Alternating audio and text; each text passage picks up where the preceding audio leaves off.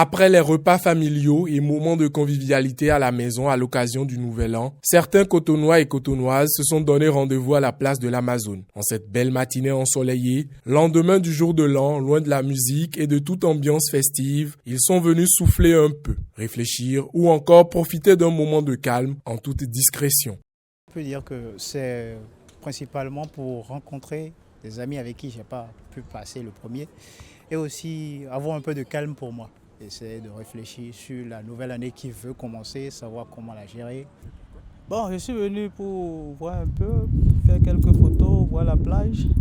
J'ai préféré le matin parce qu'il y a moins de monde. Dans l'après-midi, c'est un peu plus complexe. Et en réalité, ce 2 janvier, je dirais, c'est plus symbolique en termes d'amitié pour pouvoir quand même se partager quelques mots à l'orée de cette nouvelle année. Entre amis, en famille ou entre copines, la place de l'Amazone est le lieu parfait pour s'offrir un moment d'évasion. Tout droit venu de la capitale, Mishkat et sa sœur sont 2 musulmanes qui, malgré leur religion, ont célébré à leur manière le jour de l'an, une fête habituellement réservée aux chrétiens. Nous, dans notre religion, la nouvelle année, on ne fête pas ça, juste le ramadan et le tabaski dans l'islam. Nous sommes des musulmans, mais bon, on a aussi fêté quand même.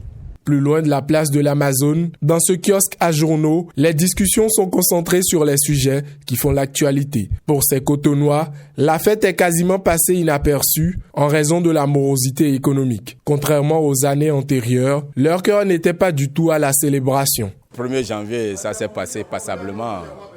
Et vous-même, vous allez constater qu'il n'y a pas de joie. Il n'y a pas de joie dans les familles. On a passé la nouvelle année comme ça. Puisqu'il s'agit de la nouvelle année, donc on n'a pas le choix. Mais dans les casseroles, ça ne passe pas. Ça ne marche pas bien. Ça ne va pas. Ça ne va pas. C'est les poches.